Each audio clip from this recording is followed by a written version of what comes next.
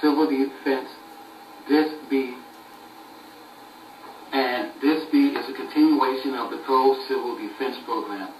DIS-B contains emergency preparedness for nuclear/EMP exchange, chemical disaster, and bioterrorism. Number 3 is about nuclear/EMP exchanges. In the year 2001 and 2002, I had several dreams about some type of nuclear/EMP exchange taking place inside America. Let us learn how a person can prepare for a nuclear/EMP exchange from studying FEMA, Homeland Security, and from studying CDC emergency readiness documents. FEMA says, a nuclear blast is an explosion with intense light and heat, a damaging pressure wave, and a widespread radioactive material that can contaminate the air, water, and ground surface for miles around. A nuclear device can range from a weapon carried by an intercontinental missile launched by a hostile nation or terrorist organization to a small portable nuclear device which can cause deadly effects when exploded, including thermal radiation and fires. Even if individuals are not close enough to the nuclear blast to be affected by the direct impacts, they may be affected by radioactive fallout. Blasts that occur near the Earth's surface create much greater amount of fallout than blasts that occur at high altitudes. This is because the tremendous heat produced from a nuclear blast causes an updraft of air that forms the familiar mushroom cloud. When a blast occurs near the Earth's surface, millions of vaporized dirt particles also are drawn into the cloud. As the heat diminishes, radioactive material that have vaporized condense on the particle and fall back to Earth.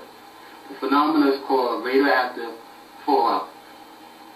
This fallout material decays over a period of time and is the main source of visual nuclear radiation. Fallout from a nuclear explosion may be carried by wind currents for hundreds of miles if the right condition exists. Effects from even a small portable device exploded at ground level can be potentially deadly. Nuclear radiation cannot be seen, smelled, or otherwise detected by normal senses. Radiation can only be detected by radiation monitoring devices. This makes radiological emergencies different from other types of emergencies, such as floods and hurricanes. Monitoring can project the fallout arrival time, which will be announced through official warning channels. In addition to other effects, a nuclear weapon detonated in or above the Earth's atmosphere can create an electromagnetic pulse, also known as EMP. An EMP can seriously damage electronic devices connected to power sources or antennas. This includes communication systems, computers, electrical appliances, and automobiles or aircraft ignition systems. The damage could range from a minor interruption to actual burnout of components. Most electronic equipment within 1,000 miles of a high-altitude nuclear detonation could be affected. Battery-powered radios with short antennas generally will not be affected. Although an EMP is unlikely to harm most people, it could harm those with pacemakers or other implanted electronic devices. The danger of a massive nuclear attack on the United States is predicted by experts to be less likely today. However, terrorism by nature is unpredictable. If there were a threat of an attack, people living near potential targets could be advised to evacuate, or they could decide on their own to evacuate to an area not considered a likely target. Protection from radioactive fallout would require taking shelter in an underground area or in the middle of a large building. In general, potential targets include strategic missiles, centers of government, and airfields. The three factors for protecting oneself from radiation and fallout are distance, shielding, and time. Distance. The more distance between you and fallout particles, the better. An underground area, such as a home or office building or basement, offers more protection than the first floor of a building. A floor near the middle of a high-rise may be better, depending on what is nearby at the level on which significant fallout particles would collect. Flat roof collects fallout particles, so the top floor is not a good choice. Shielding. Heavier and denser the material, such as thick walls or concrete brick, between you and fallout particles, the better. Time. Fallout radiation loses its intensity fairly rapidly. In time, you will be able to leave the fallout shelter. Radioactive fallout poses the greatest threat to people during the first 2 weeks, by which time it has declined to about 1% of its initial radiation level. Remember that any protection, however temporary, is better than none at all. And the more shielding, distance, and time you can take advantage of, the better.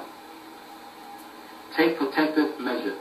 Before a nuclear blast, to prepare for a nuclear blast, you should do the following. Find out from officials if any public buildings in your community have been designated as fallout shelters. If none have been designated, make your own list of potential shelters near your home, workplace, and schools. These places should include basements or windowless centers area of middle floors in high-rise buildings, as well as subways and tunnels. If you live in an apartment building or high-rise, talk to the manager about the safest place in the building for shielding and about providing protection for building occupants until it is safe to go out. During periods of increased threats, increase your disaster supply to be adequate for up to 2 weeks. Taking shelter during a nuclear blast is absolutely necessary. There are two kinds of shelters, blast and fallout. The following describes the two kinds of shelters. Blast shelters are specifically constructed to offer some protection against blast pressure, initial radiation, heat, and fire. But even a blast shelter cannot withstand a direct hit from a nuclear explosion. Fallout shelters do not need to be specifically constructed for protecting against fallout.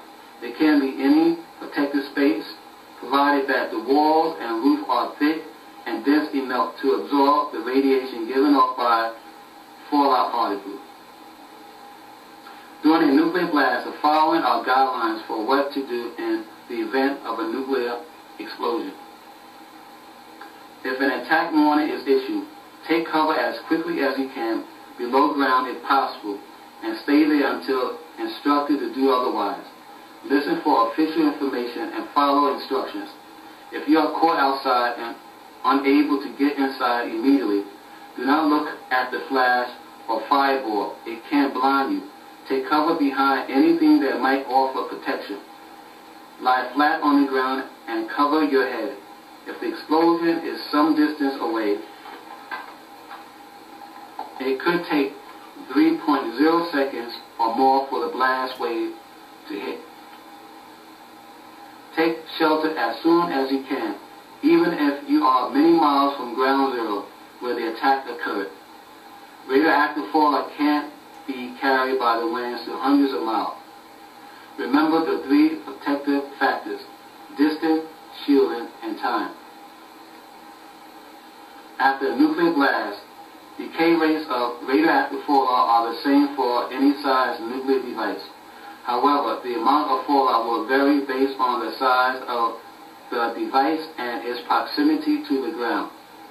Therefore, it might be necessary for those in the area with highest radiation level to shelter for up to a month. The heaviest fallout would be limited to the area or downwind from the explosion, and 80% of the fallout would occur during the first 24 hours.